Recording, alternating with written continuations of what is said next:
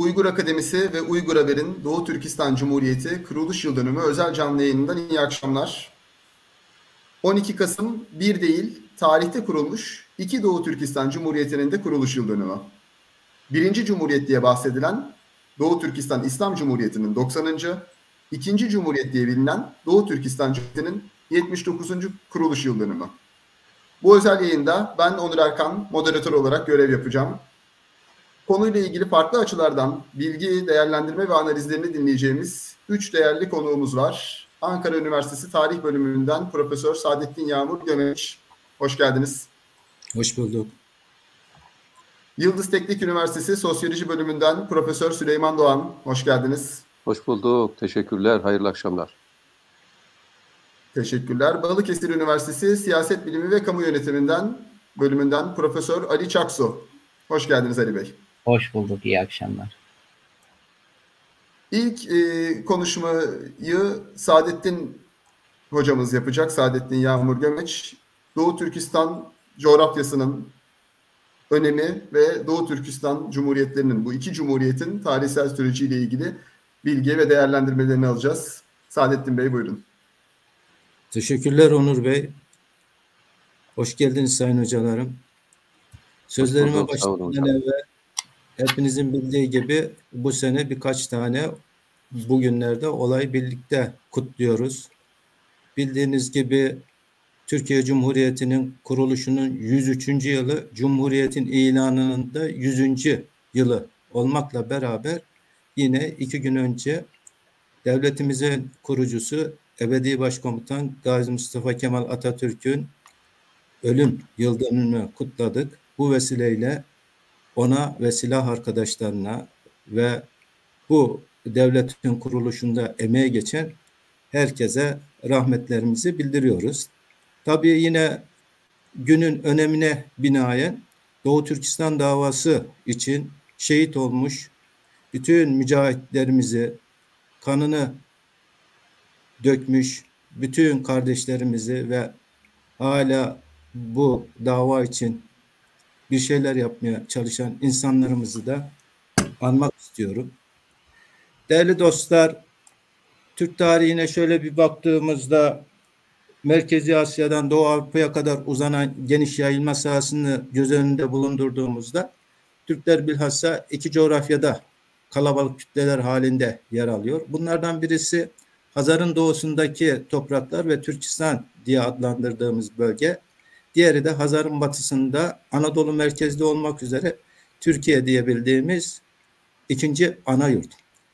Tabii Hazar'ın doğusundaki topraklar Büyük Türkistan ikiye bölünmüş durumda, Doğu ve Batı diye. Batı Türkistan 1990'lı yıllarda Sovyetler Birliği'nin dağılmasıyla yine hürriyetine kavuştu ve hepimizin bildiği gibi burada birkaç tane Türk Cumhuriyeti ortaya çıktı. Doğu Türkistan ise hala Çin işgali altında bulunuyor ve bu coğrafya bizim için tabii ki son derece önemli bir coğrafya. Asya'nın ortasında bulunması itibariyle stratejik öneme haiz bir bölge.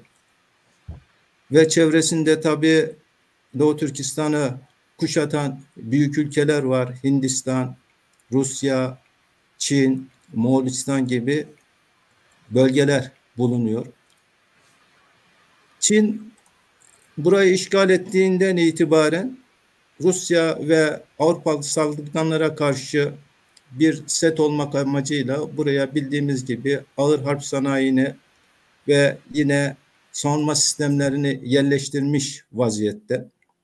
1964'ten beri bu coğrafyada nükleer bombalar patlıyor ve bu yüzden de sağlıksız bebekler dünyaya geliyor. Söylendiğine göre 200 binden fazla Türk bu sırada işte bu nükleer patlamalar veyahut da bunun sonucu neticesinde vefat etmiş veyahut da sakat doğmuş vaziyette. Ülke yeraltı kaynakları açısından da önemli. Doğu Türkistan'daki kömür rezervinin 1 trilyon 50 milyar ton olduğu söyleniyor ve bugüne kadar da Çinliler bunun çok az bir kısmını çıkarmış. 60'tan fazla altın yatağının bulunduğundan bahsediliyor. Tarım havzası ve Taklamakan çölündeki petrol mıntıkasında bulunan rezervin son tetkiklere göre 50 ile 80 milyar ton civarında olduğu tahmin ediliyor. Ve ayrıca bu bölge bir sebze ve meyve potansiyeli olarak da kıymetli bir coğrafya. 195 milyon hektar arazisi sulanabilir ziraata açık vaziyette. Değerli katılımcılar, yine Doğu Türkistan'ın tarihi sürecini kısaca özetlemek gerekirse, Ötügen'deki Uygur hakimiyeti yıkıldıktan sonra Türkler özellikle iki bölgede, bugünkü Asya'da Uygurlar varlık gösteriyorlar. Bunlardan birisi işte bugünkü Çin'in batısındaki Kansu bölgesinde Kansu Uygurları, bir diğeri de yine Turfan, Koço merkezli İdikut Uygurları dediğimiz Uygurlar. 19. yüzyılın ikinci yarılarında yine hepimizin bildiği gibi Kaşgar merkezli bir hanlık kurmuş olmalarına rağmen 1878'de Çin ordularının saldırısına uğradığını ve 1878'de bu Kaşgar Hanlığı'nın başında bulunan Yakup Bey'in de vefatıyla beraber Çin'in egemenliği altına girdiğini söyleyebiliriz. Yakup Bey'in ardından hanlığın başına geçenler maalesef iyi bir idarede bulunamadı. Özellikle çocuklarının birbirlerine düşmesi ve onun oğlu Beykulu Han'ın güçsüzlüğü ve becerisizliği neticesinde 1878'de onun da Hokant'a kaçtığını görüyoruz. Kaşgar Hanlığı her ne kadar istilaya uğramadan önce kıymetli katılımcılar, değerli takipçiler, Osmanlı Devleti'nden yardım isteyip bunlar da kısmen karşılandıysa da işgal esnasında zaten büyük bir savaştan yenik çıkan Osmanlı'nın daha fazla askeri destek verecek gücünün olmadığını herkes biliyor. 1884'te bu bölge işgal edildi, isim veriliyor. Bugün Sincan veyahut da Xinjiang dedikleri yeni sömürge, yeni kazanılmış topraklar manasına geldiği Çince karşılığının bildirilen bir adlanma ile bu bölge Doğu Türkistan'ımız, Türkistan bölgemiz maalesef adlandırılıyor. Bununla beraber yine 20. asrın başlarında 1911 yılında Çin'de bir ihtilal patlak vermesi sonucunda ortaya çıkan Kuzey-Güney mücadelesi Türklere bir nebze soluk aldırıyor. Çin'deki Mançu Hanedanı etkisiz hale getirilerek yine Milli Çin hakimiyeti kuruluyor. Bu vaziyetten yararlanarak 1912'de İli Vadisi'nde Türklerce bir istiklal kıvılcımı yakıldıysa da bundan bir netice çıkmadığını biliyoruz. Çinlilerin ne Türklere ne de kendilerine karşı bir şey yapamayacaklarını anlayan Ruslar bu arada 1000 kişilik bir kuvvet ile de Urumçi'yi işgal ediyorlar. Bilindiği üzere değerli takipçiler, Osmanlı Devleti 1. Dünya Harbi'nde Rusya'yı Asya'da uzun süre meşgul eden 1916 ayaklanması öncesinde bölgeye bazı teşkilat-ı mahsus üyelerini göndermişti. İşte bunlardan biri olan Adil Hikmet Bey hatıralarında 1916 Türkistan ayaklanmasından sonra 4 arkadaşıyla Çin işgalindeki Doğu Türkistan üzerinden kaçmak isterken Urumçi'de Çinliler tarafından gözaltına alındıklarını bildirmektedir. Bu sırada Türkler arasında çok nüfuzlu Hacı Niyaz adındaki bir kişinin kendilerine yardım ettiğini söylüyor ki bu şahsın daha sonraları Türkistan Cumhuriyeti'nin Cumhurbaşkanı seçilen Hoca Niyaz Hacı olduğunu düşünmekteyiz. Ayrıca 1. Dünya Harbi çıkınca Enver Paşa tarafından doğduğu topraklara gönderilen Mesut Sabri ile bazı teşkilat-ı mahsus üyeleri 1920'de Kaşgar bölgesinde buluşarak Rus ve İngilizlere karşı halkı ayaklandırmaya çalışmışlardı. Bu izah bir yana Çin'in Doğu Türkistan'a yerleşmesinden itibaren baskı ve yıldırmalar alıp başını yürüdü. Türklere karşı Çinli valilerin ve diğer yöneticilerin kötü davranmaları üzerine 1931'de Hoca Niyaz Hacı liderliğinde Kumul'da bir isyan patlak veriyor. Türkler arasında bir teşkilatlanma olmadığından başka bölgelerden ayaklanmaya yeterince yardım ulaşmadı maalesef. Ama neticede işte bugün de kutladığımız 12 Kasım 1933'te Kaşgar'da kurulan ve 6 Şubat 1934'e kadar devam eden Şarkı Türkistan İslam Cumhuriyeti ile alakalı gelişmelerden Türkiye Sovyetler Birliği aracılığı ile oradaki elçiliğimiz vasıtasıyla haberdar olmakta ve kardeşlerinin hürriyetine sevinmekteydi. Her bakımdan modern bir devlet için gerekli unsurları bünyesinde barındıran Şarkı Türkistan Cumhuriyeti'nin anayasası 30 maddeden meydana geliyor. Anayasanın 2. maddesinde Doğu Türkistan Devleti'nin rejiminin cumhuriyet olduğu ve milletin refahı ile huzuru için çalışacağı vurgulanmaktaydı. Yine bu devletin başlıca görevinin milleti dışarıda vuku'a gelecek saldırılara karşı korumak, onun dini, milli, kültürel ve iktisadi meselelerine çare bulmak olarak belirlenmiş idi. Yine Şarkı Türkistan Türk Cumhuriyeti'nin Devlet Başkanı Hoca Niyaz Hacı, Başbakanı Sabit Damolla, Milli Savunma Bakanı Oraz Bey, Genelkurmay Başkanı General Mahmut Muhiti, İçişleri Bakanı Saitzade Yunus Bey, Dışişleri Bakanı Kasımcan Hacı, Eğitim Bakanı Abdülkerim Han Mahdum gibi kişiler idi. Tabii diğer bakanlıkları da var. Fakat bu Türk Cumhuriyeti bildiğimiz üzere 3 cephede çarpışmak zorundaydı arkadaşlar. Bir yanda Ruslar, bir yanda Çinliler, öbür tarafta Müslüman Dunganlar vardı. Böylece 1933'te bu hürriyet hareketine Turfan, Karaşar, Aksu, Kuça ve Hotan'daki Türkler de katıldılar. Urumçi hariç bütün Doğu Türkistan kurtulmuş ve bir milli ihtilal komitesi oluşturulmuştu. Bu hürriyet hareketinin başlangıcında Ruslar gönderdikleri bir heyet ile işbirliği teklif ettiler. Buna karşılık ihtilalcilerden red cevabı alınca Ruslar Doğu Türkistan'ın kurtuluşunu amaçlayan bu milli mücadeleyi baltalama teşebbüsüne giriştiler.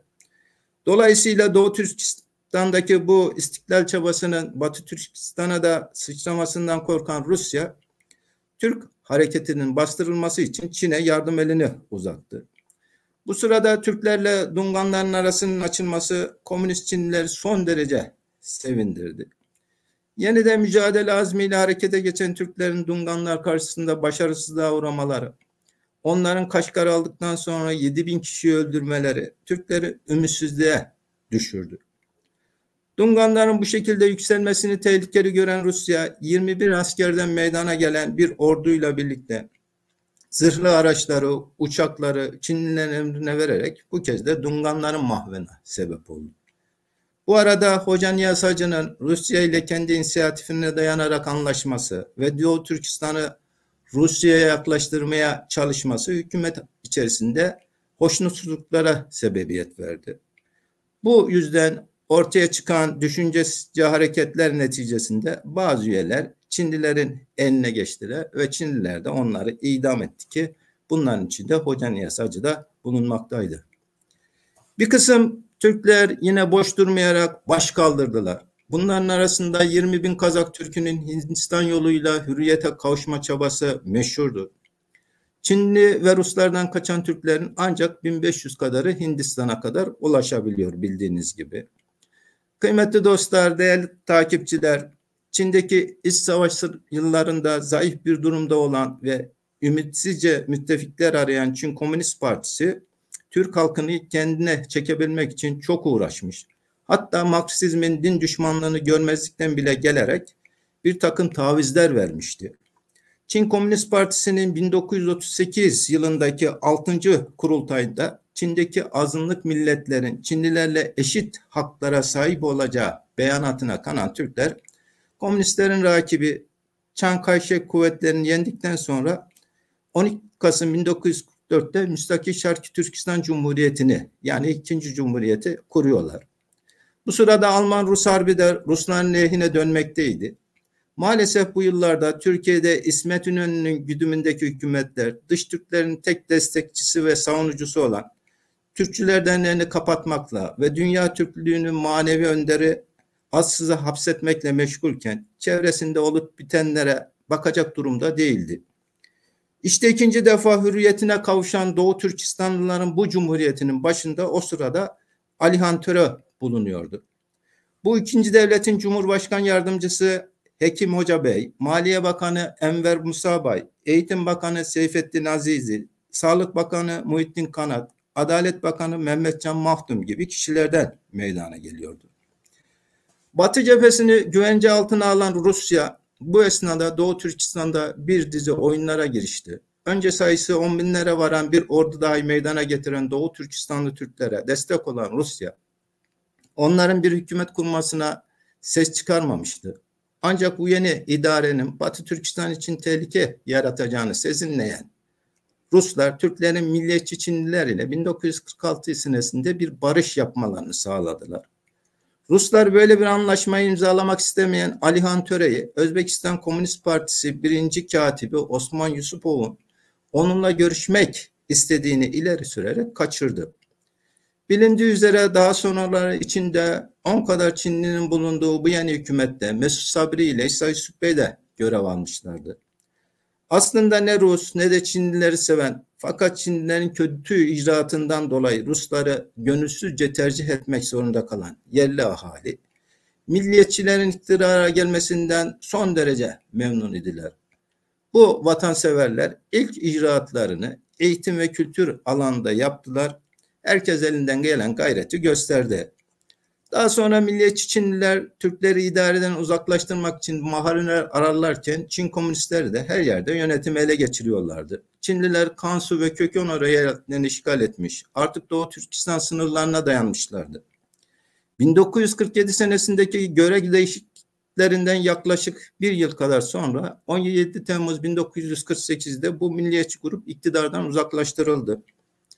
1949'da ise Çin'deki iç çekişmeyi kazanan komünistlere şirin gözükmek düşüncesindeki Rusya'nın da baskılarıyla İsa Yusuf ve Mesut Sabri'nin görevlerine son verdirildi. Meydanı boş bulan Çin hükümeti Doğu Türkistan'a yeniden sahip olarak binlerce Türk'ü öldürdü ve yüz binlercesini de ana vatanlarından sürdü. Türkler için tekrar kabus dolu günler başladı. Doğu Türkistan'da Türklere karşı baskı ve zulmün artması yüzünden bu insanlar ana yurtlarını terk etmek zorunda kaldılar. Yapacak bir şey görünmüyordu. Ya boyun eğecekler ya da direnerek öleceklerdi. Neticede İsa Yusuf ve Mehmet Emin Buğra'nın da aralarında bulunduğu 2000'e yakın kişi 1949 Eylül'ünde yola çıktılar. Bunların 800 kadarı Türkiye'ye ancak ulaşabildi. Bununla birlikte 1950'lerden sonraki dönemde Çin köklü yerel politikalara girişirken Çin-Rus ilişkiler de kötüye gitti. Bu sırada komünizm Doğu Türkistan'da hem milliyetçilik karşıtlığı hem de Sovyet Rusya aleyhtarlığı şeklinde görülüyordu. İç harp esnasında söylediği vaatleri unutan komünist Çin zulmü ve yayılmacılığının dayanılmazlığı karşısında 1951 yılında Osman Batur'un da içerisinde bulunduğu Türk milliyetçileri bir direniş hareketi başlattılar. Bu esnada her türlü baskılarla yıldırılmak istenen Türkçülerin gayretiyle Türkiye Cumhuriyeti Hükümeti Mart 1950'de toplanarak Bakanlar Kurulu kararıyla ülkelerinden kaçan Doğu Türkistanlıların Türkiye'ye yerleşme iznini onayladı. Saygıdeğer takipçiler, bu arada Osman Batur'un hareketiyle alakalı olarak yeni gün yüzüne çıkan bir durumu da belirtmekte fayda var.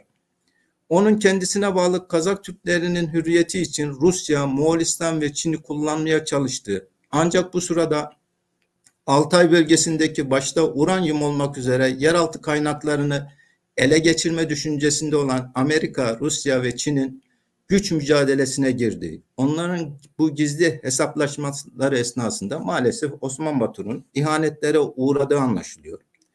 Bilindiği gibi o yakalandıktan sonra 29 Nisan 1951'de Urumçi'ye götürülerek türlü işkencelerin ardından idam ediliyor. Böylece komünistlerin Çin'de hakimiyetinden 1953 yılına kadar aralarında Mesut Sabri gibi aydın ve ileri gelenler de olmak üzere 100 binden fazla Türk çeşitli işkencelere maruz kaldılar veya öldürüldüler.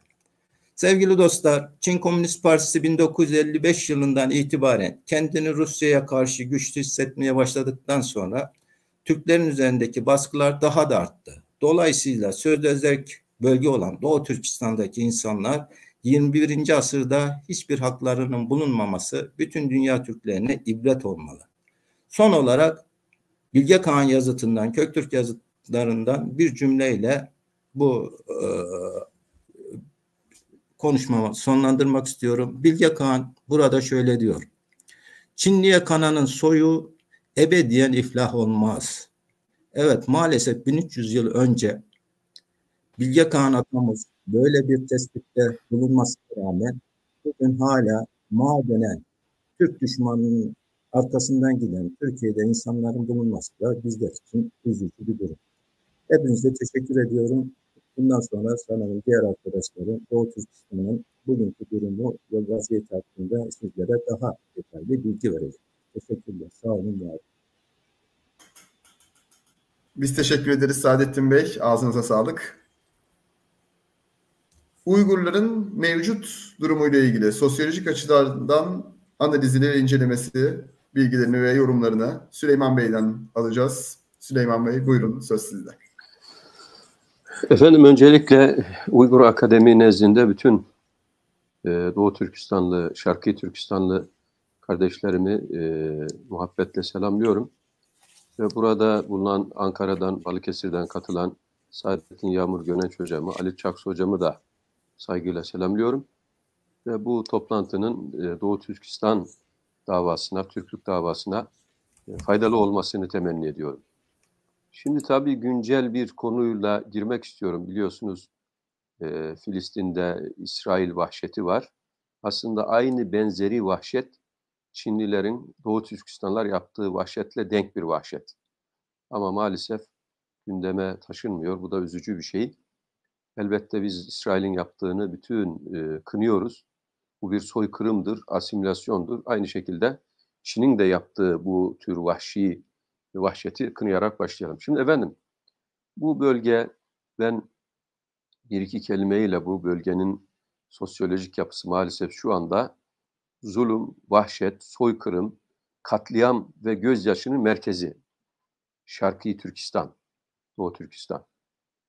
Tabii Türklerin, Saadettin Hocam söyledi, kadim bir Türk tarihinin ve tarihi geçmişi çeşitli zenginliklerle dolu, medeniyet beşiği olmuş, coğrafi konumuyla, stratejik ve jeopolitik konumu yapısıyla tüm dünyanın dikkatini çeken Doğu Türkistan etrafında Afganistan, Pakistan, Rusya, Sibirya, Keşmir, Tibet, Kazakistan, Kırgızistan, Tacikistan ve Özbekistan bulunuyor. Adeta burası dünyanın kalpağı. Yani ve böyle bir kalpakta denge ve süper güç olma yolunda ilerlemeye yaptığını söyleyen sözüm ona Çin, böyle bir coğrafyanın tüm nimetlerinden yararlanarak bölgeyi elde tutabilmek için insan haklarını yok sayıyor. Bölge insanını yıldırarak ve yerinden ederek asimile etmeye çalışıyor. Açık ve net. Tabii Doğu Türkistan Çin'in işgaline uğramış. Arkasından Çin devletinin bu kutlu coğrafyadaki baskı, zulüm, işkence, sindirme, yıldırma yöntemleri kan ve gözyaşına dönüştürmüş. Sonrasında ise asimilasyon politikalarını uygulamaya koymuş. Bu politikanın acımasız her yöntemine başvurmuş bir devlet Çin. Yaptığı zulüm, vahşeti her defasında dünya gündemine uzak tutmaya çalışan ve bunu da büyük oranda başarabilmiş, dünyaya oradaki Türklerin isyancı, ayrılıkçı, terörist bir toplum olarak gösterme gayreti içerisinde olmuş bir devlettir Çin. Doğu Türkistan halkının isteklerine kulak tıkamış, yaşam hakkı tanımayan, ötekileştiren, fakirleştiren, siyasal, demokratik insan hak ve özgürlükler elinden alınan, modern çağın köleliğine uygulamaya koymuş bir Kızıl Çin ve bu durumu sessiz bir şekilde seyreden sözde hür dünya, iç dünyasında olup bitenden dünyanın haberi olmayarak bir siyaset izleyen Çin devleti ise bütün cihanın göz önünde Müslüman Türkleri katlediyor, katletmeye de devam ederken basın ve iletişimi karartarak, bilgi dezenformasyonu yaparak, bilgi kirliliği oluşturarak yaşanan Doğu Türkistan dramını bütün dünyada gizlemeye çalışmaktadır. Dünyanın Doğu Türkistan'da yaşanan vahşi hadiselerden, vahim olaylardan bilgi almasına engel olmuş ve kendilerini haklı çıkaracak tüm argümanlarını kullanmış ve kullanmaya devam etmektedir Çin. Uygur Türklerinin kadını, yaşlısı, genci, çocuğu her gün gözyaşı dökerken, kan ağlarken ama şerefini, namusunu, izzetini, istikbalini, kimliğini dinini, dilini yaşatmak her şeye göğüs germiş, germeye devam eden de bir mazlum Doğu Türkistan halkı vardır karşımızda. Tabii Türklerin ata yurdu, Orta Asya bir bölüm meydana getiren Doğu Türkistan coğrafyası, Doğu Türklüğünün de beşiği konumundadır. Tarihi kaynakların yanında destan ve efsanelerde de Türk ırkının ilk yaşam yerlerinden biri olarak zikredilmektedir. Bununla birlikte Türk tarihine ışık tutan Oğuz Kağan destanının temelini teşkil eden Şu ve Tunga Alp destanlarında İran idarecileriyle mücadele eden Türk hanlarının yaşadığı yerler Balasugun ve Doğu Türkistan'daki Ordukent bugünkü ismiyle Kaşgar şehri olarak gösterilmektedir. Doğu Türkistan deyince hiç şüphesiz Divan-ı Lügat-ı Türk'ün yazarı Kaşgarlı Mahmut akla gelir. Şimdilerde ise bu ata yurdunda Çin'in yaptığı akıl almaz insan hakları ihlalleri ve zulümler hatırlanıyor. Hatta Doğu Türkistan'da 1950'lere gelinceye kadar özellikle Türklerin yoğun olarak kaldığı yerlerde demografik yapıda %80 Türk varken bugün bu sayı neredeyse %40'lara %30'lara kadar düşürülmüş. Zorunlu göçler, efendime söyleyeyim, yıldırmalar, katliamlar, başka ülkelere gidişlerle beraber burayı tamamen asimileye tabi tutmuştur. Tabi burada Uygur Türk'ü dünyaya adeta haykırıyor. Topraklarımız elimizden alınan Çinlilere dağıtmayın diyor. Topraklar alınıyor, Çinlilere dağıtılıyor. Yağmalanan bir coğrafya var karşımızda. Yüzlerce Doğu Türkistanlı şehit ediliyor. Nerede? İnsan hakları. Ve coğrafyanın Ulu Türkistan'a yerleştirilen Çinlilerce talan ediliyor. Ve soykırıma tabi tutulan mazlum ve mağdur soydaşlarımız, dindaşlarımız ve bunların seslerine kulak vermeyen bir dünya. Tabii ben Doğu Türkistan'ı 1980'li yıllarda gazetecilikte yaparken gerek merhum Mehmet Rıza Bekin Paşa, gerek İsa Yusuf Alptekin üstadlarımızın ağzından dinlemiş ve onların göç hikayesini, kutlu göç hikayesini dinleyerek bu şekilde azimli insanların bu davaya dirsek vermelerini de büyük bir şans olarak görmüştüm. Tabii bu bir katliam ki adeta gökleri titretiyor. Bir soykırım ki eşi benzer olmayan, bir aymazlık ki vahşilere dek Çin'in aymazlığı. Genç, ihtiyar, kadın, çocuk demeden evlerden alınan ve evlerde öldürülen Çin işkencesi Hammurabi kanunu. Bir garip Doğu Türkistan burası gerçekten. Bunlara tabii kulak vermek gerek, el vermek gerek, kuvvet vermek gerek. Yani bu Şark cephesi dünyanın medeniyet öğrendiği işte Uygur diyarı. Hakkın ve hukukun verildiği ata toprağı. Sadık Buhrahan, Yusuf Has Hacip, Afak Hoca, Alihan Töre Saguni, Yakup Bey, Mehmet Can Türk ve Rabia Kader gibi diğer kutlu insanların diyarı. Urumçi, Çunkarya, Tanrı Dağları, Turfan Havzası, Taklamakan Çölü, Kaşgar, Yarkent, Hoten, Aksu, Karaburun isimleri bizleri bir ulu tarihin iz düşümlerini veriyor. Çin Komünist Partisi Sincan Uygur Özerk Bölgesi'nde geçen 5-10 yılda 2-3 milyondan fazla kamu memurunun çoğunluğunu Müslüman Uygurlardan oluşan 1.900.000 hanede konaklandığını gelen haberler var. Tabi bunları tam biz bilemediğimiz için çeşitli kaynaklar bunları rakamlar veriyor. Resmi kamu görevlileri Uygurlar rızasının olup olmadığına bakılmaksızın bu insanların evlerine yerleşiyor, sofralarında yiyor, çocuklarla ilişki kuruyor, güya modernleşmeleri sağlıyor. Evde günlerce yatıyor kalkıyor. Sözüm ona Uygur Türklerine akrabalık kuruyor. Ezen ezilen denkleminde Çin Uygur Türkler arasında nasıl rızaya dayalı bir akrabalık bu ilişki kuruluyor? Gerçekten tam bir kepazelik, tam bir aymazlık, hukuk tanınmazlık. Bu tabii bu düpedüz haneye ve aile mahremiyetine büyük bir tecavüzdür. Hem de devlet eliyle sistematik bir şekilde yapılıyor.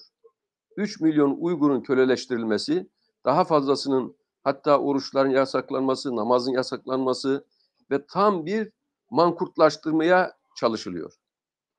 Çin toplama kamplarına gönderilmek için suç işlemeniz gerekmiyor Doğu Türkistan'da. Eğer Sincan Doğu Türkistan bağlantısı bir Uygur Türk'ü iseniz akraba ziyareti için bile olsa yılda bir kez Kazakistan'a gitmeniz bu kamplara göndermenize neden olabiliyor. Bugün Cumhurbaşkanlığı forsumuzda 16 yıldızın temsil ettiği 16 Türk devletinin biri olan 745 ve 1369 yıllar arasında hüküm sürmüş olan Uygur Türk Devleti'nden bahsediyoruz.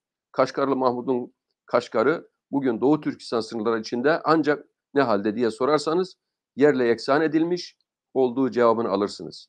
Çin kentsel dönüşüm bahanesiyle 2014'e kadar en otantik Türk şehirlerinden sayılan Kaşgar'da yüzlerce tarihi eseri yıktı. Ayrıca 70 bin ev yıktı, 500 bin Türk'ü zorunlu göçe tabi tuttu. Sokakları birbirine bağlayan kapılar mühürlü, çukurlar kazılmış, içi hırdavattan atık metal eşyalarıyla doldurmuş bu tür tarihi eserler. Tabii Uygur Türkleri geçtiğimiz 5-10 yılda bunlar sürekli fakirleştirilerek, sürekli malların el konularak bunları yoğun bir şekilde kendilerine bağlama çabası yapılıyor. Doğu Türkistan'da yaşamaya çalışan, sayıları milyonları bulan pek çoğu Çin tarafından sessizce etnik ve dini temizliğe maruz bırakılıyor. Uygur Türklerin uğradığı istismar giderek de artıyor. Hatta geçenlerde bir iki sene önce Endonezya'da büyük bir gösteri olmuştu ve burada bazı Uygur Türklerinin kızlar zorla alıp götürülüyor, evlendiriliyor, kamplarda çalıştırılıyor. Yani akla hayale gelmedik işkenceler yapıyor. Ama buna pek ses çıkaran yok.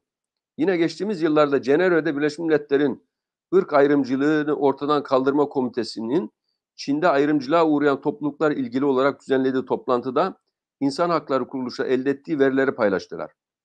Toplantıya katılan insan hakları temsilcileri Sincan Uygur Özerk Bölgesi'nde Doğu Türkistan'da yerel yöneticilerin siyasi olarak sakıncalı tutumlar içinde olduğu iddia ettiği bireyleri siyasi eğitim merkezlerine alıkoyduğunu ifade ederken bu şekilde hürriyetinden alıkonulmuş kişi sayısının 3 milyona olduğu varsayılıyor.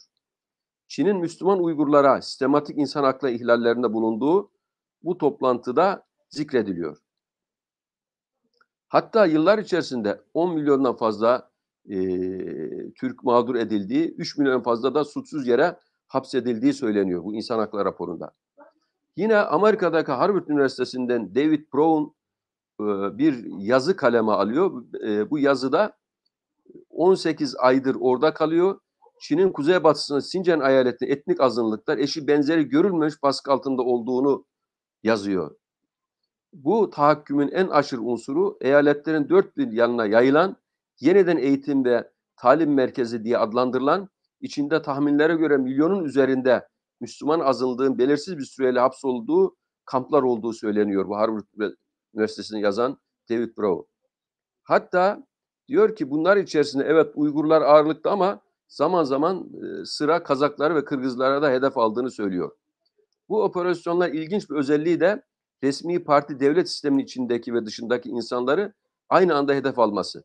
Bir yandan pek çok sıradan Uygur sadece Çin dışındaki aile üyeleri, akrabalar irtibatı koparmadıkları için yahut sakal bırakmak veya peçe takmak gibi dindarlık semboller gösterdikleri için hapsedildiğini söylüyor bu Harvard'daki hoca. Ancak bu geniş ağın yanında parti aynı zamanda inisiyatif sahibi makamlarda etnik azınlıkla tasfiye ediyor.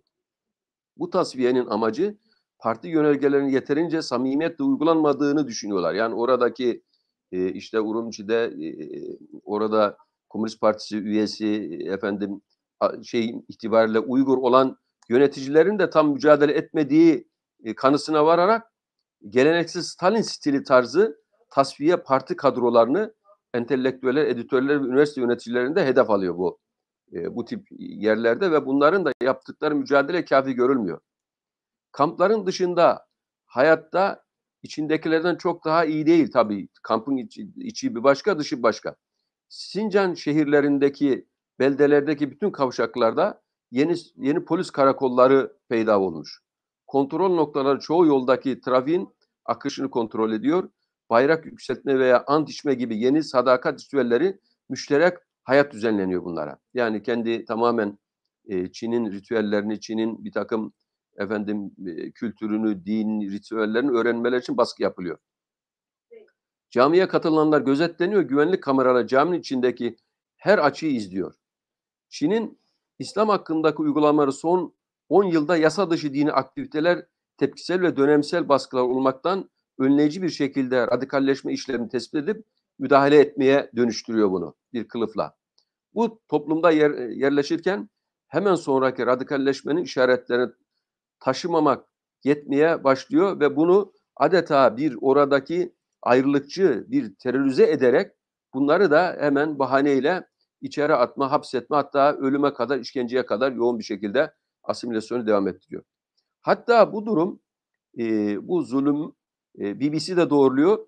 BBC Türkçedeki yayında Doğu Türkistan'da sürgün edilen veya kaçabilenlerin anlattıklarına kısıtlı imkanlarla bölgede Birleşmiş Milletler adına inceleme yapma heyetleri raporlarına bakıldığında söylenenler yaşananlar birebir doğru olduğu ortaya çıkarıyor. Aslında Çin hükümetleri Doğu Türkistan hakimiyeti için planlı, programlı, insanlık dışı uygulamalarla sistematik olarak etnik temizlik yapıyor. İnsanlığın gözü önünde. Bunu yaparken yaptıklarını gizlemeye, haklı çıkartmaya çalışırken dünya çoğunu görüyor ama bu zulme, işkenceye maalesef sessiz kalıyor. Çin Komünist Partisi'nin daha önce benzeri uygulamayı Tibet'te yeniden eğitim programı adı altında da yapmıştı. Kızıl Çin yönetimi Doğu Türkistan'ı denetim altında tutabilmek için sürekli yeni stratejiler geliştiriyor. Bölgeyi Müslüman Uygur halkından bırakmak istemiyor. Çin yönetimi stratejik, siyasi, ekonomik olarak temel taşlardan biri olan bu bölgeyi tam anlamıyla Pekin'e bağlı hale getirmek amacında. Ve oradan çıkan nimetlerinden oranın insanları Doğu Türkistan'da yararlandırmıyor. Bunu başarabilmek için her türlü yöntem ve politika acımasızca, vahşi bir şekilde uyguluyor. Uygur Türkleri Kızıl Çin yönetiminin acımasız, akıl almaz, insanlık dışı, aşağılık vahşeti karşısında onurlu, şerefli kimliği varlığı için direnmeye, var olmaya çalışmakta, sesini dünyaya duyurmaya çalışmaktadır. Buna karşı Çin ise hilekar, ikiyüzlü siyasetiyle onları terör eylemleri olarak gösterip dünya kamuoyuna yanıltmaya çalışıyor. Evet. Her şeye rağmen efendim bu Urumci'deki, bu Doğu Türkistan'daki vahşeti gizliyor ve farklı bir şekilde gösteriyor. Şimdi efendim tabii Doğu Türkistan, Orta Asya'nın orta bölümünde yer alan Büyük Türkistan'ın doğu kesimi. Uygur Türk yaşıyor orada. Çin burada 13 eyalet olarak ilan edilmiş durumda. Kömür ve petrol havzası. Çin'e komşu 13 ülke arasında batıya açılan tek çıkış kapısı. Burası Türk diyarı, Pan-Türk, İslam diyene Pan-İslamist olarak bakıyor Çin. Şincan yani kazanmış toprak demek, yeni ülke anlamına geliyor. Önceleri Uygur Türk'ü dilinde karışmıyorlardı. Şimdiki yönetim yasak koymuş durumda.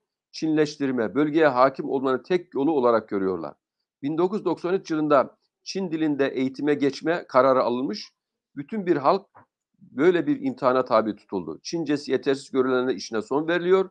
Memur ise zorunlu emekliye sevk ediliyor. 2003 yılında Uygur Türkçesi tamamen yasaklandı.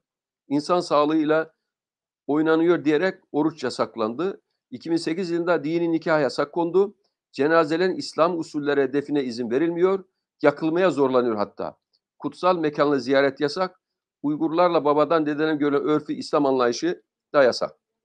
Doğu Türkistan'ı unutturmak için ismini değiştirme yoluna gidiyorlar. Doğu Türkistan yerine Sincan ismini koydular. Bu şekilde Türk varlığını, Müslüman Türklerin Doğu Türkistan'da yaşadığı gerçeğini unutturmak istiyorlar. Şimdi efendim tabii bu hatta bu bir takım kardeş proje uygulaması getirdiler Çinliler. Kardeş uygulama projesi dahilinde daha önce de söylediğim gibi evlere çok rahat bir şekilde girip orada kalabiliyorlar. 2017 yılında açılan kamplara yeni eğitim merkezi adı verildi. Resmi rakamlara göre 3 milyona yakın bir Doğu Türkistanlı oralarda var. Bunlar 1980-1990 doğumlar arasında 18-45 yaş arası erkeklerin yemeklerine de ilaç katılıyor. Hatta kısırlaştırılıyor. Bununla ilgili gerek Dünya İnsan Hakları İzleme Komitesi, gerek Harvard Üniversitesi'ndeki bir hocanın da tespitleri. Çok sayıda saygın isim yapmış kişiler var aralarında. Allah'ı inkar et baskısı yapılıyor. İntihar edenler de bu yüzden. Ve hatta bunlara sosyal puan veriliyor. Ve bunlara puanlar verilerek bunların kendi yöntemlerine belli puanı alanlar bunu geçmiş oluyor. Onların dediği şekildeki bir asimile programlarına uyanlar, uymayanlar yok ediliyor. hatta intihar kılıfıyla da öldürülebiliyor. İnsan Hakları İzleme Örgütü, ailelere yeniden eğitim adı altında topluma kamplarına gönderen Uygur Türklerinin çocuklarına yaşama şartları bahanesiyle ailelerden koparıldığını söylüyor. Sincan Uygur Türklere uygulanan kitlesel gözaltı uygulamaları ilgili yayınladığı son raporda Çinli otoritelerin aşırılıkla mücadele adı altında yürütülen keyfi gözaltı nedeniyle anne babalarından ayrı kalan çocukların akrabalarına vermek yerine devlete ait yetimhanenin toplandığını söylüyorlar. Çin koordinatörlüğündeki Sofyan Richards, Pekin yönetiminin bölgedeki Müslüman Türk çocuklar ailelerini ayırarak zorla devlete ait yetimhaneye yerleştirildiğinde sapkınca bir hükümet programı parçası olarak nitelendirmiş İnsan Hakları İzleme Komitesi'nden. Halen 2017 yılı öncesi bölgedeki yetimhanelerin yalnızca %24'ün devlet yetimhanede ikamet ettiği bilgisini verirken raporda bu oran 3 yılda %100'e çıkarıldığı söyleniyor. Son olarak şunu söyleyeyim ki 21. yüzyılda Doğu Türkistan'da Çin tarafından kurulan adeta Nazi kamplarında 2-3 milyondan fazla Müslüman Türk insanı tasavvuru aşan akıl almaz zulme tabi tutulmakta ve öldürülmekte, asimile edilmektedir. Bir gün mutlaka Doğu Türkistanlı kardeşlerimiz haklı davalar sonucu özgürlüklerine kavuşacağına inanıyorum. Türkiye elinden gelen resmi, insani, diplomatik yollarla kardeşlerimizin derdiyle hemdert olmalıdır. Masum Doğu Türkistan'ı ölmesin, analar dul, çocuklar yetim kalmasın. Teşekkür ederim. Çok teşekkür ederiz Süleyman Bey. Öncelikle Ali Bey'e geçmeden önce izleyicilerimiz için bir bilgi paylaşayım. Eğer şu ana kadar gelmiş sorular varsa yayınlanan tüm mecralardan, sosyal medya dahil, YouTube dahil tüm mecralardan iletilen sorular varsa arkadaşlarımız onu 3. konuşmadan da sonra ekrana yansıtacaklar ve bundan sonra gelenler olursa soru sormak, değerli konuklarımızdan yorumlar almak isteyenler olursa taleplerini iletebilirler herhangi bir mecranın mesaj bölümünden. Ali Bey, Uygurlara yönelik güncel soykırım uygulamaları, Süleyman Bey de önemli örnekler verdi zaten. Böyle iki konuşma birbirinin güncel kısımda aslında devamı gibi olmuş olacak, tamamlayıcı olacak. Tartışılan bir boyutu var tabii bu meselenin. Uluslararası hukuk açısından Uygur meselesi şu anda soykırım denilebilir diyen var, denilemeyen diyen var ama soykırımcılıkla suçlanan, en azından uluslararası tanım olarak soykırımcılıkla suçlanan, suçlanmaya namzet değerlendirmesi genel bir kabul. Kabul eden parlamentolar var soykırım diye. İngiltere parlamentosu, Fransa parlamentosu, 8-9 parlamento var. Yine bir özel statüde de olsa da bir Uygur mahkemesi Londra'da düzenlenmişti. Oradan çıkan bir karar var. Siz daha detaylarıyla ve uluslararası sözleşmeler açısından da değerlendireceksiniz. Buyurun, söz sizde. Ali Bey, sesiniz kapalı şu an Ali Bey. Sesinizi açarsanız. Tamamdır. Buyurun. Geliyor mu sesim? Geliyor sesiniz. Buyurun. Tamam.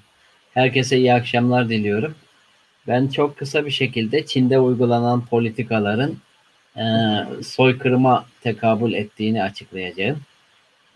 Burada da soykırım için uluslararası sözleşmelerle kabul edilmiş, aslında Cenevre Sözleşmesi ile kabul edilmiş tanımdan yola çıkacağım.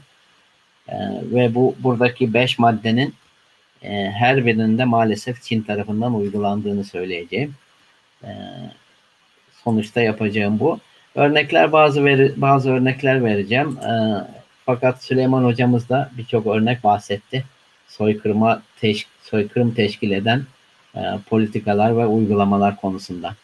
Öncelikle soykırım tanımını Lemkin isimli Polonya Yahudisi, Amerikalı, Polonya asıllı bir vatandaş, bir akademisyen ortaya koyuyor. Daha önce böyle bir terim yok. Kendisi bakıyor ki işte savaş suçları var, katliamlar var vesaire. Bunlar yeterli değil. Hem günlük hayat için hem de uluslararası hukuk için. Onun için yeni bir terim üretiyor. Kendisi akrabalarından 50'ye yakın kişiyi bu Holocaust'ta kaybetmiş, Nazi zulmünde. ve bir tanım ortaya koyuyor. Fakat ilginçtir ki ortaya koyduğu tanım kitlelerin ve kişilerin, insanların öldürülmesinden daha çok kültürün ve maneviyatın öldürülmesine vurgu yapıyor. Yani genelde biz soykırım deyince aklımıza ne geliyor? İşte çok sayıda insanın öldürülmesi gibi. Günlük hayatta da yaygın bir terim bu. Soykırım deyince genelde katliam ve çok sayıda kişinin öldürülmesi geliyor. Onun için bu Lemkin'in çıkış noktası çok ilginç. 1944'te bu terimi ortaya koyuyor. Daha sonra bu alanda da uzman olduğu için Birleşmiş Milletler tarafından kendisine teklif geliyor bir taslak yazması talebiyle. Bir taslak yazıyor. Bu Birleşmiş Milletler'de tartışılıyor. Fakat Lemkin'in yazdığı taslak maalesef epeyce budanıyor veya kırpılıyor.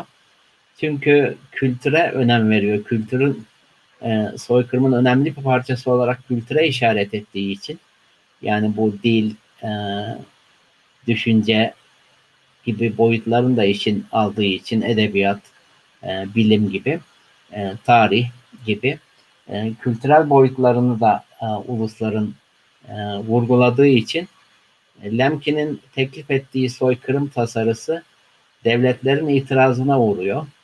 Bu devletler içinde batılı devletler var. Epeyce Amerika, Kanada, İsveç gibi diyebiliriz. Çünkü kültürü işin içine soktuğumuzda bunların hepsi soykırımcı olma damgası yeme ihtimalleri yüksek. Amerika ve Kanada'da yerlilerin öldürülmesi, İsveç'te Sami ırkı yerli insanların öldürülmesi gibi. Birçok devlet buna doğudan batıdan, sade batıdan değil, karşı çıkıyorlar. Onun için Lemkin'in tasarısında, ilk tasarısında, taslakta ortaya koyduğu soykırım kavramı, tanımı ve kapsamı budanıyor. Bu budanmış, kırpılmış soykırım tanımı yine de bizim için değerli tabii ki. 1948'de kabul ediliyor 9 Aralık'ta. 12 Ocak 51'de de yürürlüğe giriyor. Bu soykırım suçunun önlenmesine ve cezalandırılmasına dair sözleşmenin 2. maddesinde bulunan soykırım oluşturan eylemler. 5 tane eylem var. Onları tek tek söyleyip örnekler vereceğim. Öncelikle soykırımın ne olduğunu tanımlayan çok kısa bir cümle var. 2 satırlık. Bu sözleşme bakımından ulusal, etnik, ırksal veya dinsel bir grubu kısmen veya tamamen ortadan kaldırmak amacıyla işlenen aşağıdaki fiillerden herhangi biri soykırım suçunu oluşturur. Yani soykırım olması için 4 çeşit gruptan bir tanesi olması gerekiyor. 1 veya 2 de olabilir. Ulusal, etnik olabilir. Bir ulusa karşı soykırım, bir etnik gruba karşı, bir ırka karşı olabilir. Veya dini bir gruba karşı da olabilir. Bu 4 tane madde var. Bunların içinde tabii siyasi ve kültürel yok. Bunlar da eleştirilen bazı noktalar. Şimdi bu 5 maddenin ne olduğunu göreceğiz kısaca. Bu 5 maddenin hepsinin olması gerekmiyor soykırım için. Sadece bir tanesinin yapılması bile soykırıma temel ve delil oluşturuyor. Bunlardan ilkincisi gruba mensup olan insanların öldürülmesi. Burada dediğim gibi soykırım deyince genelde işte kitlesel öldürmeler akla geliyor. Fakat tanımda, az önce okuduğum tanımda tamamının veya bir kısmının vardı. Yani tamamen çok kitlesel ölümlerin olması gerekmiyor soykırım için. Açıklamalarda bunun işte bir grubun, bir nüfusun önemli bir kısmının öldürülmesi gibi bazı ifadeler de geçiyor. Substantial anlamının şeklinde İngilizce'de. Bu önemlinin ne olduğu konusunda gelişmeler oluyor uluslararası hukukta. Önceden işte belki sayı düşünülüyordu. İnsanların aklına da o geliyor. Ama önemli bir kısmı deyince sayı değil, toplumun kanaat önderleri, önemli kişiler, toplumda manevi ve bilimsel, ilmi bakımdan elit olan insanların öldürülmesi de soykırıma delil teşkil ediyor. Bunlar kimler olabilir? Entelektüeller, kanaat önderleri, siyasi liderler olabilir, akademisyenler, edebiyatçılar, sanatçılar. Daha sonra uluslararası hukuk soykırım konusunda maalesef Yugoslavya'daki soykırım, Boşnaklara karşı yapılan soykırımdan dolayı da gelişme yaşıyor. Daha sonraları iş insanlarının öldürülmesi de soykırıma delil teşkil ediyor. Onur Bey'in beni bilgilendirdiği işte Çin'deki Uygur iş adamlarına yapılan zulümlerle ilgili bir şey vardı. O da soykırıma delil teşkil ediliyor. Yani bir iş insanını, orada etkili bir iş insanının öldürülmesi Çin tarafından, bu da birinci maddeye delil teşkil ediyor. İş insanları ve dini liderler de. Bu iş insanları kısmı bildiğim kadarıyla, yanlış hatırlamıyorsam, işte Yugoslavya ile ilgili savaş soykırım mahkemesinde katılıyor. Yani elit bir toplumun önde gelen kişilerini öldürmek soykırıma yeterli delil teşkil ediyor. Öldürmenin tabii farklı şeyler de var. Neden öldürüyor Çin? Çünkü İslam ve Müslümanları yok edilmesi gereken bir virüs olarak diyor. Resmi açıklamalarda geçiyor bunlar. Organ ticareti için çok sayıda insan öldürülüyor. Çin'de Falun Gong diye bir yasaklanmış bir tarikat var. Onun üyeleri Uygurlar. Hapishanede işte ölmek üzere olanlar veya ölenler hemen organ ticareti için organları alınıyor. Çok korkunç hikayeler de var. Doğru olmaları muhtemel. İşte idam edilecek kişileri öldürmeyip işte uyuşturup daha ölmeden organını almak, işte organ ziyan olmasın, tırnak içinde ziyan olmasın, kullanılsın diye. Bu tip maalesef korkunç hikayeler de geliyor. İkincisi, grubun mensuplarına, bu soykırım oluşturan maddelerden ikincisi, grubun mensuplarına ciddi surette bedensel veya zihinsel zarar verilmesi. Toplama kamplarından bahsetti Süleyman hocamız.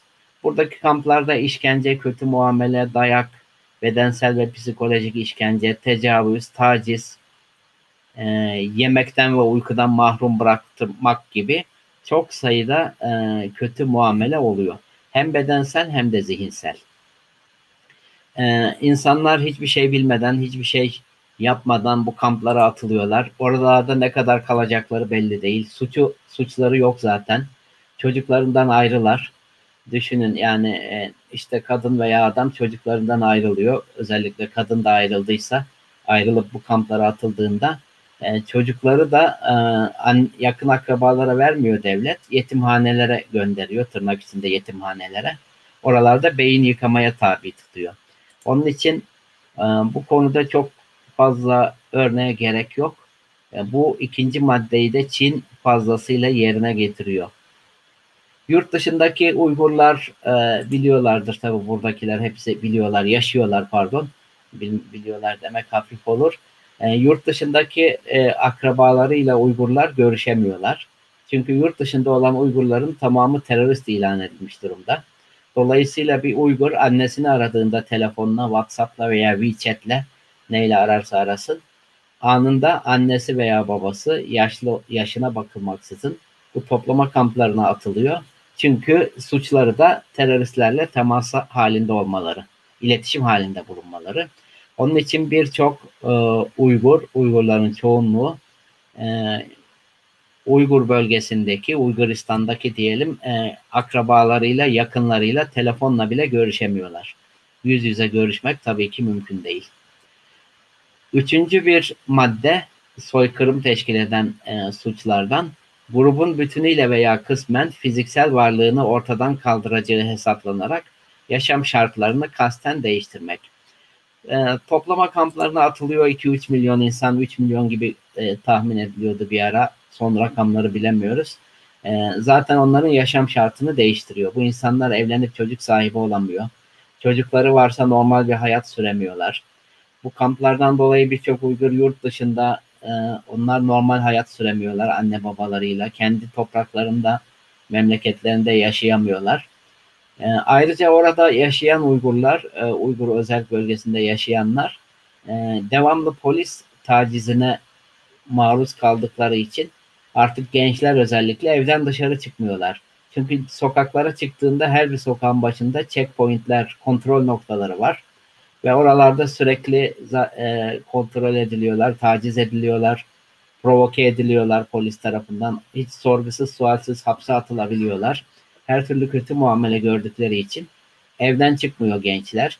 Veya bazı insanlar köyünden çıkmıyor. İşte köyde daha zayıf bu kontrol olduğu için biraz daha şehirdeki bu zulümden uzak kalmak için bunların hepsi Uygurların hayat tarzını değiştiriyor. Yani onların normal hayatını değiştirmiş oluyor. Bir başka örnek daha vermek gerekirse bununla ilgili başta çalışma kamplarında çalıştırılan, bu toplama kamplarının bir kısmı çalışma kampı, aynı zamanda zorla çalıştırılıyor Uygurlar.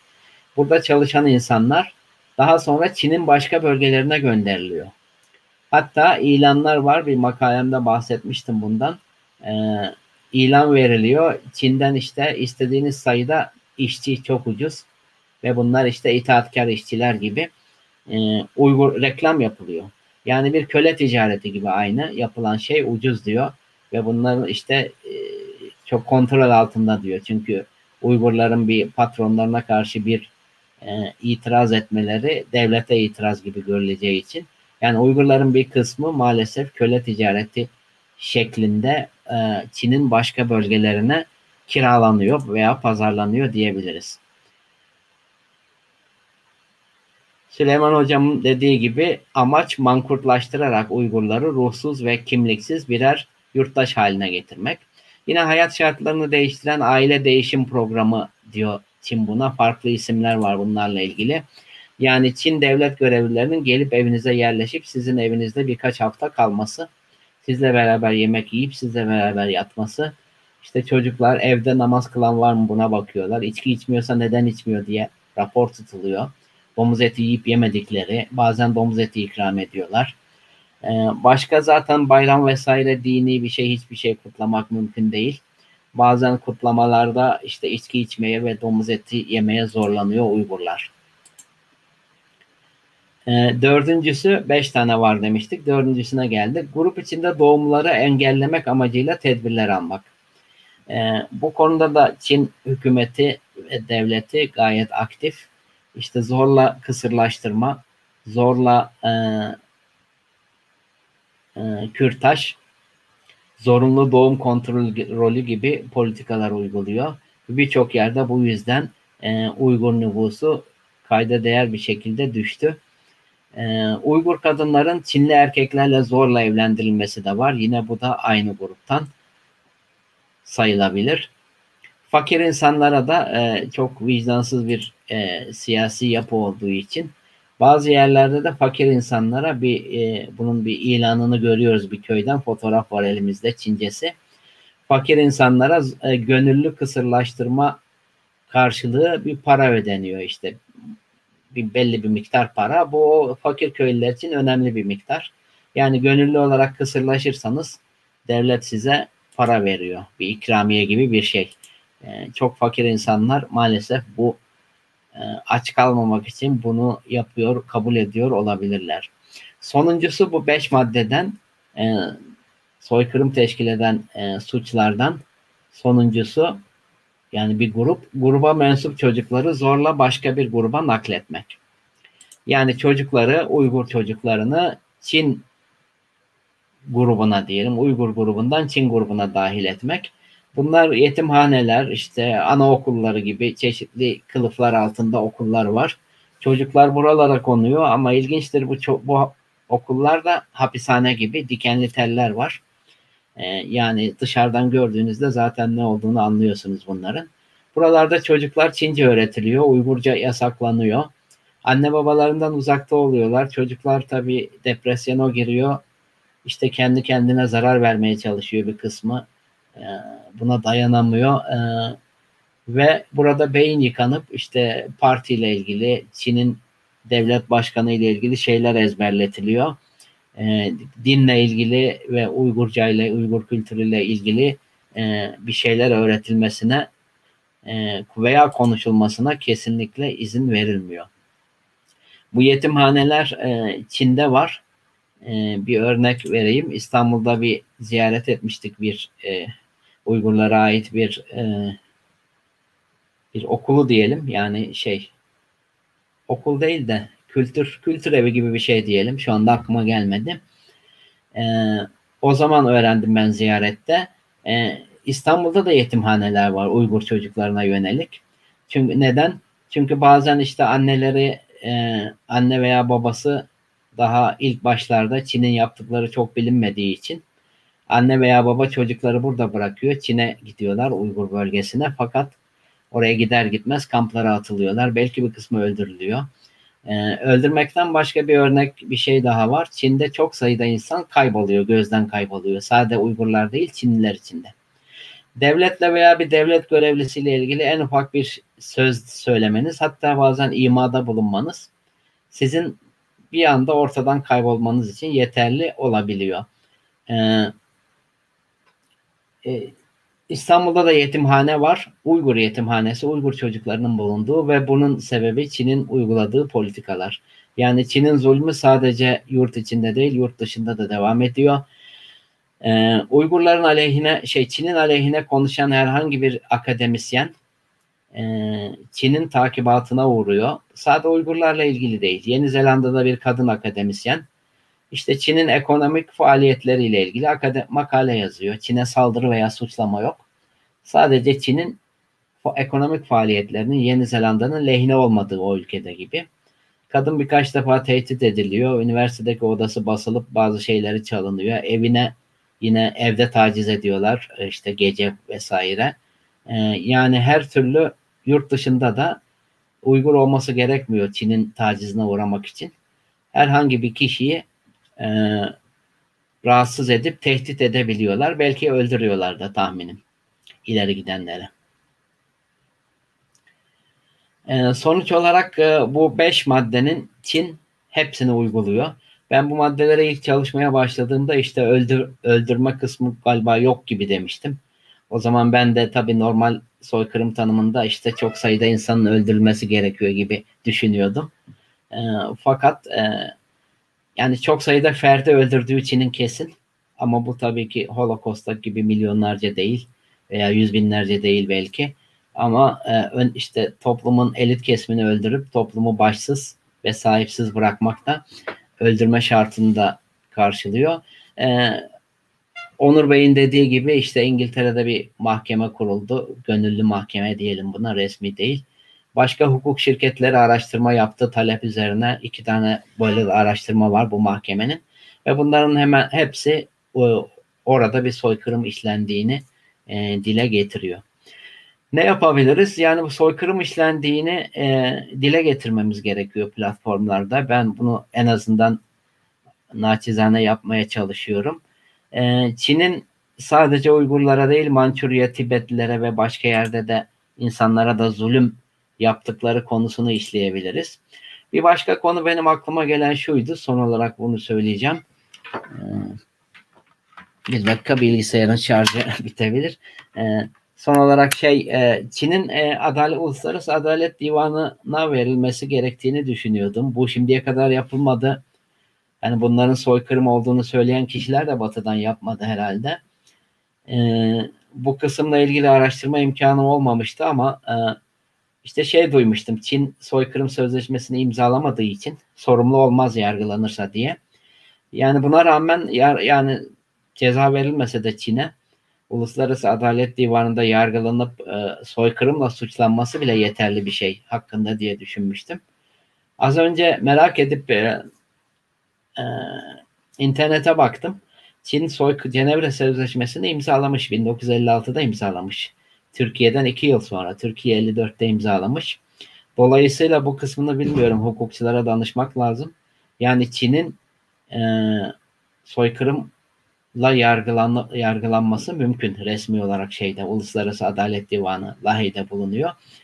Bununla ilgili bir başka örnek vardı. Bu Myanmar, biliyorsunuz, Burma. Soykırımla suçlandı. 2019'da Gambiya devleti İslam İşbirliği Teşkilatı'nın 57 üye ülkesinin de desteğiyle Myanmar aleyhine dava açtı. Bu davayı bir ara bakmıştım ne oldu diye. Bir şey olmamış, pek bir şey çıkmamış gibi, ama önemli değil. Soykırım konusunun sürekli işlenmesi ve girişimlerde bulunması gerekiyor Lahey'de. Geçenlerde bir haber başlığı gördüm. Filistin'de soykırım yapıldığına dair yaklaşık 1000 tane avukat Amsterdam'da galiba işte basın açıklaması yapmışlar ve mahkemeye başvuracağız demişler. Sonrası haber denk gelmedi. Araştırma imkanım da olmadı o konuda. Yani bizim de bu tip girişimlerde bulunmamız lazım. Söyleyeceklerim bu kadar. Teşekkür ediyorum. Çok teşekkür ederiz Ali Bey verdiğiniz bilgileri için. Size gelmiş bir soru var arkadaşlar. Ekrana yansıtabilirseniz. Bir iki soru daha sanırım iletti arkadaşlar. Evet. Bahsettiğiniz soykırım tanımıyla ilgili konu özel mahkeme, insan hakları ihlallerinin yaşandığı tespitleri, soykırım tespitleri. Özetle izleyicinin sorusu şu. Türkiye Büyük Millet Meclisi'nde böyle bir tanım yapabilir mi? Yani Türkiye Büyük Millet Meclisi'nin de sorudan anladığım Uygur soykırımını tanıması mümkün mü? Ekleyeyim. Böyle bir süreç nasıl işleyebilir ve ne sonuçları olur? Nasıl değerlendiriyorsunuz? Tanım dediğim tahminim tanımayı kastediyor. Evet, o kasıt soru da belli ki o. Ben eklemesini de yapayım. Nasıl bir sonucu olur, nasıl değerlendirirsiniz diye. İzleyicinin sorusunu ben de belki yapayım. Evet, Türkiye'de bu konuda ne iktidardan ne de muhalefetten bir girişim olmadı bildiğim kadarıyla.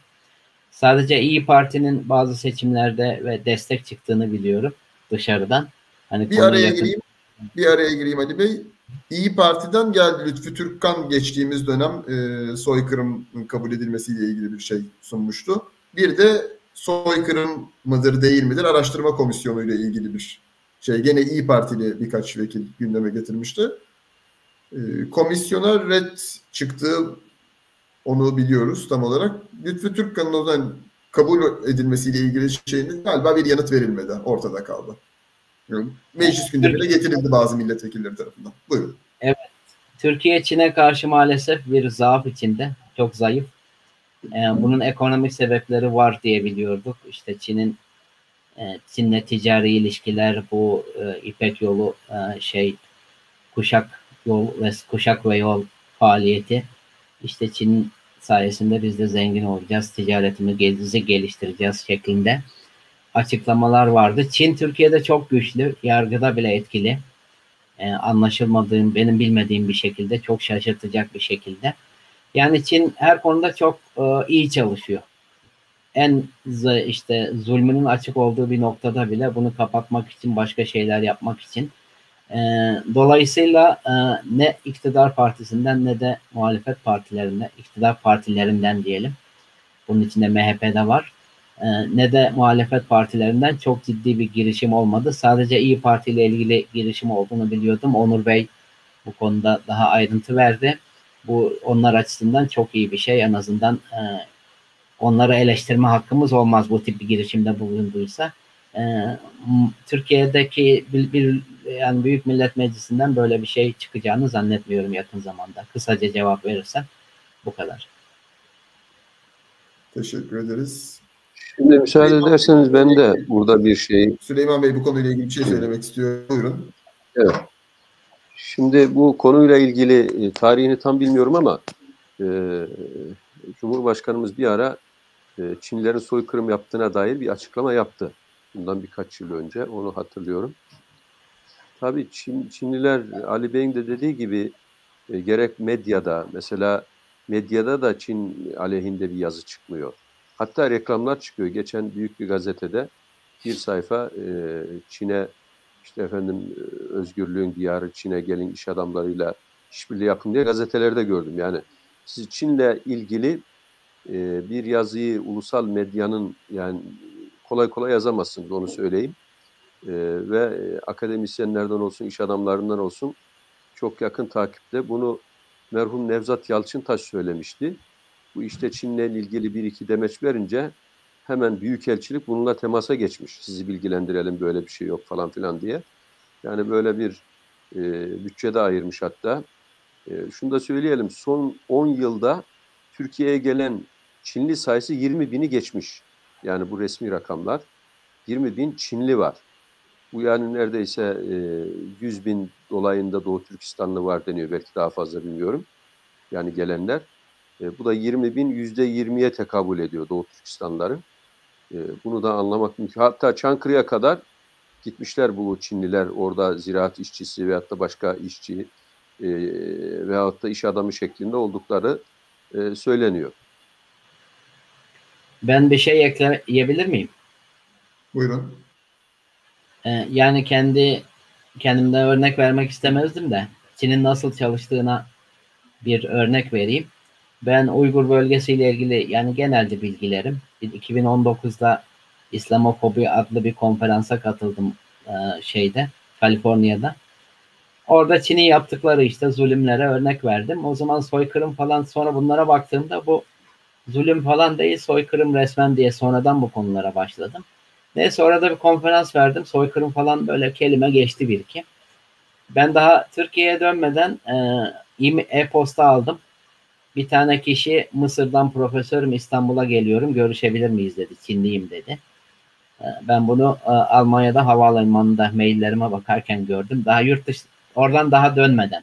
Düşünün, Kaliforniya, adam Mısır'dayım diyor, doğru mu yanlış mı bilmiyoruz. Görüşmek istedi, ben de olur dedim, fakat başka bir programım vardı, çakışmış onunla, unutmuşum. Görüşemeyeceğim dedim. Kusura bakmayın dedim. Yurt dışına gidecektim. Gerçekten de öyleydi. Sonra sürekli bana yazdı. Konferansa davet ediyor beni. İşte bir şeyler gönderiyor, şu bu. Gitmedim ben konferansa. Zaten işte virüs patladı. Davet ettiği yer de Wuhan'dı bu arada. Wuhan'ı da virüs zamanı duymuş olduk. O şehre davet ediyordu. Sonrasında benim e-postalı işte çeşitli bana iş teklif edenler oldu. LinkedIn'den, şuradan buradan, Çin'le iş yapalım gibi. Yani bunlar amiyane tabirle beni kafalamak için yapılmış şeylerdi. Sonrasında 2 defa banka hesabım, şifrem değiştirildi. Yani kesin onlar tarafından uyarı amaçlı. Yani hesabıma giremiyorum. Hesabımı unutmam mümkün değil çünkü yazılı, rakamlar aklımda tutmuyorum. Bir yerde yazılı, bir küçük kağıtta. Birer hafta arayla ikisini de yaptılar. Yani hesabımı hacklediler. Beni uyarı amacıyla. Bu tip faaliyetleri yaptılar. Yani bütün dünyada çok organize çalışıyorlar. Çin vatandaşlarının içinde Çin devletinden izinsiz veya onun onayı olmadan gelen hiçbir kimse yoktur. Gelenlerin hemen hemen hepsi devlet gönderiyor çoğunluğunu. Bunu biliyoruz. Başka ülkelerde, Afrika'da da bu böyle. Bir de bir şey daha diyecektim. Yani devlet kontrolünde bunlar. Bir de Türkiye'de vatandaşlık bir ara ucuzdu biliyorsunuz. Miktarı yükselttiler. Yani Türkiye'de bu rakamlarla veya başka bir şekilde Çin Türk vatandaşı olmasını isterse vatandaşlarının belki 1 milyon kişiyi vatandaş yapabilir. O parayı öder. Zaten ödenen para burada Çinler, biliyorsunuz, Çinliler inşaat alıyorlar, onlar satıyorlar. Ödenen para da Çinli şirketlere gidiyor. İşte ülkemize döviz gelsin diye yapılan faaliyetlerden bir tanesi. Yani bu bakımda Uyguristan'ı bırakalım, Türkiye bile tehlikede, Çin tehlikesi altında. Bu kadar söyleyeceğim. Biraz uzadı, kusura bakmayın. Estağfurullah. Muzaffer Karakan'ın sorusu var. Aslında kısmen konuşuldu Doğu Türkistan'da. Doğu Türkistan sorunu, Türkiye'de Doğu Türkistan sorununun gündeme gelmemesinin nedeni. Saadettin Bey'e yönelteyim bunu da. O da bu konu üzerine konuşmak ister belki. Saadettin Bey, buyurun. Teşekkür ediyorum. Tabii arkadaşlarımız zaten bazı şeyleri söylediler ama ben Muzaffer Bey kadar da karamsar değilim. Doğu Türkistan meselesi Türkiye'de gündeme geliyor. İşte biz buradayız, konuşuyoruz. Bu vesileyle Şarkı Türkistan Cumhuriyetlerinin kuruluşu vesilesiyle Türkiye'nin pek çok yerinde konuşmalar, paneller, konferanslar yapılıyor. O kadar da ben yine genç kardeşlerim kadar değilim.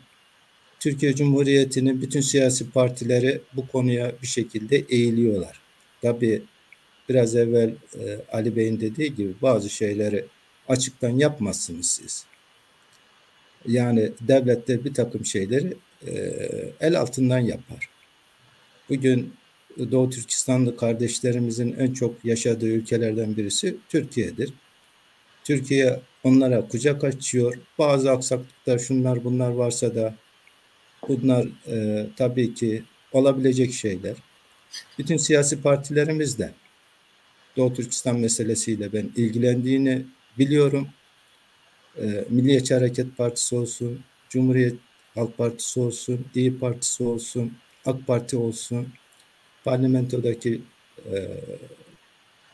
siyasi partilerimizde Doğu Türkistanlı kardeşlerimizin dertleriyle hemhal oluyor. Tabii bunların parlamentoda kabul edilip edilmemesi meselesi başka bir şey. Gündemde değil. Ben 11 yaşımdan beri Türkçü hareketin içerisindeyim. Türk Milliyetçiliği hareketinin içerisindeyim. 11 yaşında, 60 yaşındayım ben. 50 yaşından beri Doğu Türkistan, dış Türkler meselesiyle en başta Türkiye ilgileniyor. Biraz evvel örnek verdik. 1950'li yıllarda Doğu Türkistanlı kardeşlerimizin nasıl Türkiye'ye gelip kabul edildiği. Ama yani o kadar da karamsar değilim. Tabii Türkiye Cumhuriyeti çok daha güçlü olduğu takdirde, hem askeri hem ekonomik açıdan güçlü olduğu takdirde, onların buraya gelmeden orada bulunduğu ülkelerde bir takım problemlerini çözmede yine birinci rolü Türkiye Cumhuriyeti'nin üstleneceğini biliyorum. Teşekkürler. Doğrudan size iletilmiş bir soru daha var Saadettin Bey. Arkadaşlar ekrana verebilirsek. İki Cumhuriyetin yıkılmasında Sovyetler Birliği'nin eli var. Sovyetlerin istemediği bir Türk Birliği'ni temsil ediyordu. Doğu Türkistan Cumhuriyetleri için kastederek soruyor. Uygurlar Sovyetlerin desteğiyle bağımsızlığını sağladı. Tamamı buraya çıkmamış. Arkadaşlar, ben anladım soruyu. Zaten konuşmamın içerisinde şöyle noktaladığımı şöyle anladım. Devam ediyor. Uygurlar Sovyetlere yaranmaya çalışsaydı Sovyet desteğini kazanarak bağımsızlığını daha uzun yıllar koruyabilir miydi? Yok. Öyle bir şey yok. Zaten başlangıçta özet zaten vermek zorundayız. 15 dakikada bütün detayın içerisine girme durumumuz yok. Sovyetler Birliği başlangıçta kendisini rakip olarak gördüğü Çin Komünist Devleti'ne karşı elbette ki onun başını ağrıtacak bir takım hareketleri destekliyor. Hem iki cumhuriyet esnasında da. Daha sonra bakıyor ki kendi toprakları içerisinde de Türkistanlılar var, Uygurlar var, Kazaklar var, Kırgızlar var. Burada kurulacak bağımsız bir devletin daha sonra kendisini tehdit edeceğinin farkında olan Sovyetler Birliği tabii ki bunun bağımsız bir şekilde yaşamasını istemiyor ve o yüzden de Çin devletine destek veriyor. Örneklerini de verdik. Uçaklarla, tanklarla bu ülkeye yardımda bulunuyor. Bugün de esasında mesele aynı. Yine Şangay İşbirliği Örgütü var biliyorsunuz. Buradaki Şangay İşbirliği Örgütü'nün kurulmasındaki tek amaç bu bölgedeki ülkeler vasıtasıyla Doğu Türkistan'daki hareketin önüne geçmesi, ayrılıkçı hareketlerin önüne geçmesi. Maalesef Türk Cumhuriyetleri buna balıklama atladı ve oradaki insanların işte bazıları Doğu Türkistan'daki milli bağımsızlık hareketlerini terörist hareketler olarak değerlendirdi. 2001 yılındaki işte Amerika'daki İkiz Kuleler hareketi de belki saldırısı da buna tuz biber oldu. Çinliler bunu kullanıyorlar. Elbette ki Doğu Türkistanlı kardeşlerimiz insanca, her şeyden önce insanca yaşamak istiyor. Süleyman Bey de Ali Bey de zaten bunları birer birer saydılar. Başlarına gelen yapılan psikolojik baskıları, fiziki saldırıların hepsinde söylediler. Dolayısıyla yani Sovyetler Birliği'ne yaranarak falan bir Doğu Türkistan Cumhuriyeti'nin ayakta oturması mümkün değil. Teşekkürler. Süleyman Bey'e iletilmiş bir soru var. Türkiye'de ve İslam ülkelerinde Uygur nüfus Batı ülkelerine göre daha fazla olmasına rağmen, ortaklıkları daha fazla olmasına rağmen, kimlik ortaklıkları, bu ülkelerde, Türkiye'de ve İslam ülkelerindeki Uygur diaspora oluşumları etki bakımından güçsüz, Batı'daki gibi etkin bir lobi denebilecek, siyasi sonuçlar sağlayabilecek bir Uygur lobisi faaliyeti yok. Bunu neye bağlıyorsunuz? Şimdi efendim Saadettin Hocam güzel söyledi. Türkiye'de gerçekten Doğu Türkistanlar, hatta bütün Türk diyarlarına Türk olan insanların ikinci vatanı Türkiye. Yani Balkanlar, işte efendim Türkistan, Turan coğrafyası dediğimiz Orta Doğu, diğer nerede Türk varsa, hatta nerede mazlum insanlar varsa Türkiye Cumhuriyeti onların hamiliğini yapıyor. İşte bugün Suriye'nin hamiliğini yapıyor, işte Afganistan'ın. Dolayısıyla Türkiye bunlara koşulsuz kucak açıyor. Ama batılı ülkeler Çin'e karşı kullanmak için, kendi emelleri için bunlara fırsat veriyor. Diğer Arap ülkeleri, İslam ülkeleri ise Çin'in baskıları yoğun olduğu için orada ses çıkaramıyorlar. Mesela Suudi Arabistan, Çin'deki hacıların takkelerini bile, Suudi Arabistan'ın hacıların takkelerini bir Çin üretiyor. Yani böyle bir işbirliği var, düşünün. Dolayısıyla oradaki işte Katar, Umman, Arap ülkelerindeki Doğu Türkistanlar var, doğru. Ama onlar Türkiye'deki gibi rahat değiller. Ben oralarda gittim, gördüm. Dolayısıyla hareket alanları zayıf kalıyor. Bir de öyle bir milli şuurlanma ancak Türkiye'de var. Batılı ülkelerin de yardım ve desteği kendi menfaatları için. Çin'den daha fazla menfaat devşirmek, daha fazla sıkıştırmak. Yani samimi olsa, Amerika da aynı şeyi yapıyor. Yani samimi olarak bir şey yapmıyor. Kendi emelleri için Doğu Türkistanları kullanmak istiyor. Bu açık net. Avrupa'nın ve Amerika'nın politikası bu.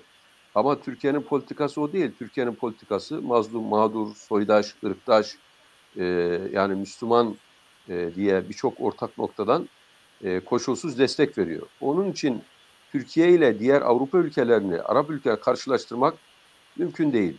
Bunun tabii gerek sosyopsikolojik, gerek düşünsel olarak bir durum var. Türkiye'ye gelenler ve ta işte Rıza Bekim Paşa, İsa Yusuf Alptekin gibi sürekli HDP gelenler bunları anlatıyorlar ve burada örgütlenmelerini burada yapmışlar. Türkiye'de yapmışlar yine. Yani en güçlü, en köklü dernekler, vakıflar, efendime söyleyeyim, yine Türkiye'de. Belki onlarca Doğu Türkistan üzerine dernek var. Rahat bir şekilde bunu yapabiliyorlar. Evet, ufak tefek Saadettin Hocam'ın dediği gibi de bir şeyler var.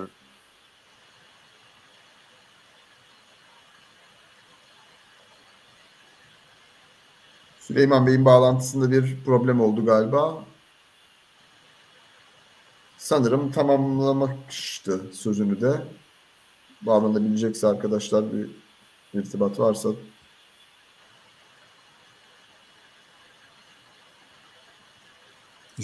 Rıza Paşa Türkiye Cumhuriyeti Devleti'nin bir generalidir. Doğu Türkistan'dan kalkmış gelmiş bir generalidir. Yani Türkiye Cumhuriyeti sahiplenmiyor diye bir şey yok. Türkiye Cumhuriyeti bütün Türk dünyasına, bütün İslam dünyasına sahip çıkıyor. Sahip çıkmaya da devam edecektir. Değerli arkadaşlar, bu kadar da ümitsiz olmuyor. Bazı şeyler dediğimiz gibi öyle açıktan yapılmaz. Yapılması da bence doğru değil. Evet. Saadettin Bey tamamlamış oldu. Süleyman Bey'in bağlantısından dolayı olan problemi.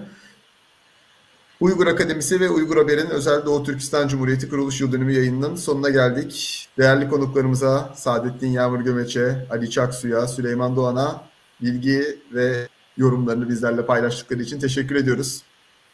Biz teşekkür ediyoruz. İyi akşamlar diliyorum. Değerli izleyicilerimize de teşekkür ediyoruz. Bağımsız günlerde Doğu Türkistan'ın bütün tamamının bağımsızlık günlerinde görüşmek üzere. Saadettin Bey'in mesajıyla bitirelim.